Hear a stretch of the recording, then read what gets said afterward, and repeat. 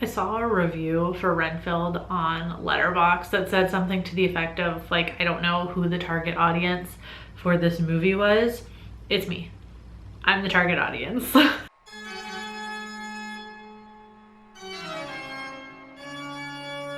Hey there, creepy peeps. I'm Nightmare Maven. Welcome back to my channel. If you're new here, welcome. I talk about horror movies, books, all spooky things all year round. So if you end up liking this video, maybe subscribe. Renfield follows, well, Renfield, Dracula's crazed assistant from Bram Stoker's iconic novel. But in this story, it's the present day and Renfield is tired of being under Dracula's thumb and sets out to break free of his master and live a normal life. So apparently Renfield as a film was conceived during that time when Universal was trying to make the Dark Universe a thing. Remember when they tried to make that happen? Not that Renfield would have really fit that tone, I don't think, but it works super well as like a fun standalone film, kind of reimagining of classic Universal monsters for sure. And that's what one of the writers on the film, Robert Kirkman of Walking Dead fame, intended, saying that obviously he's a fan of franchises, but quote, "It was cool to be able to do a movie that was self-contained." And I tend to agree. I went into this movie just expecting a fun time. Dracula is such an iconic character and has been portrayed in so many different iterations and styles that it's refreshing to see a different take on this story from the perspective of a completely different character. And coincidentally, we're getting a lot of Dracula in the next like year or so. We have The Last Voyage of the Demeter coming this August, which is an adaptation of a single chapter from the novel. So yet another unique take on a super familiar story. And then next year, we'll see Robert Eggers' remake of the iconic and unauthorized 1922 film Nosferatu, which coincidentally will also star Nicholas Hoult.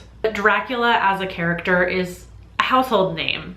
Everybody knows who Dracula is. And I feel like this campy take is super accessible for anyone, whether you're a mega Dracula fan or not. Director Chris McKay wanted to include something for more devout fans, speaking specifically about the film's prologue, which has been what so many people are talking about after seeing this movie, and for good reason. Initially, McKay wanted to tell the story of how Renfield and Dracula's partnership kind of works and came to be through the use of previous Dracula films, using scenes from the Browning original to the Hammer classics, all the way to Francis Ford Coppola's iconic 1992 adaptation. And honestly, I feel like that would have been brilliant. I'm kind of bummed we didn't get to see like that prologue actualized.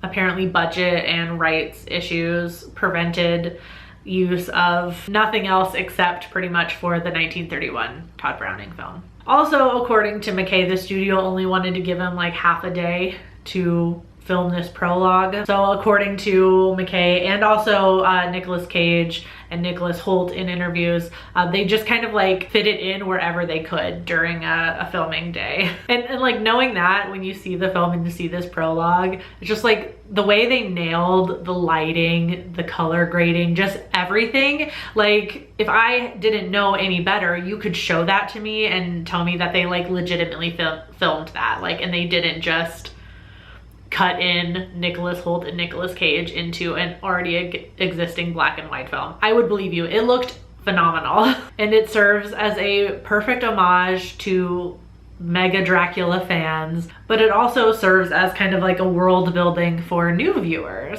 And all that effort for a comparatively small part of the movie is impressive. I could really feel the love for Dracula as a character and the knowledge of the source material just coming through the film at me, especially when we're talking about the new spin on Renfield's habit of eating bugs. So in the original book, Renfield does have a habit of eating bugs.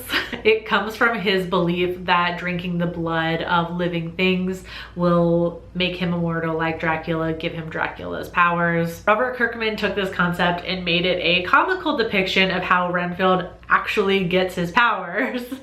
It's almost like This whole story is like a fanfic written by Renfield to live out his fantasy in which eating bugs actually gives him the powers that he wants, which is not true in the book. It's not confirmed in Bram Stoker's novel whether eating bugs actually gives Renfield any powers. I see it more as a byproduct of like Renfield's broken mind from clearly, you know, being terrorized and then coming to serve Dracula. And it just ultimately makes him this tragic character in the book because he truly believes that the bugs Dracula is sending him are gonna make him immortal. And Renfield takes this to a whole other level in the movie to the point that this kind of becomes an action film, but with tons of comical gore and blood. It is such a hoot to watch.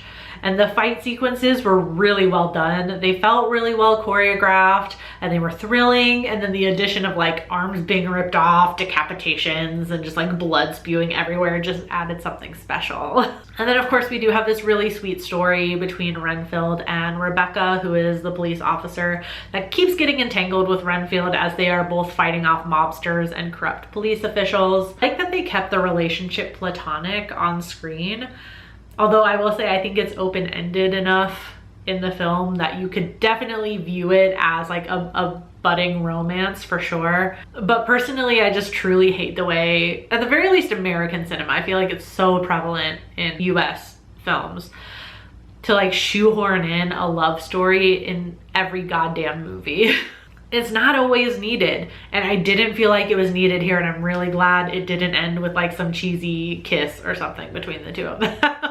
Not that the characters hate each other, I think it's just like sweet the connection that they have of wanting to be a hero and wanting to do good in a world that is so bad and so corrupt. They form a sweet bond that doesn't necessarily need to be romantic. But the overall message of the movie of like breaking away from toxic relationships and coming into your own power isn't new, but using these iconic horror characters to explore these ideas made for a really fun ride. And if you haven't seen it yet, honestly, just go in with relaxed expectations. Just go in to have fun.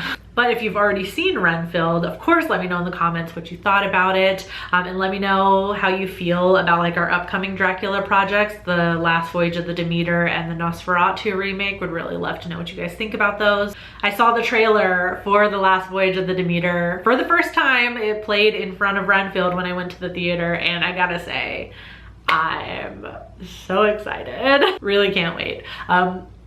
So there you have it. Those are my thoughts on Renfield. I hope you enjoyed this video. If you did, give it a thumbs up. Subscribe if you're new here. Become a creepy peep today, and I will see you soon with a new video. Until then, stay strange. Bye.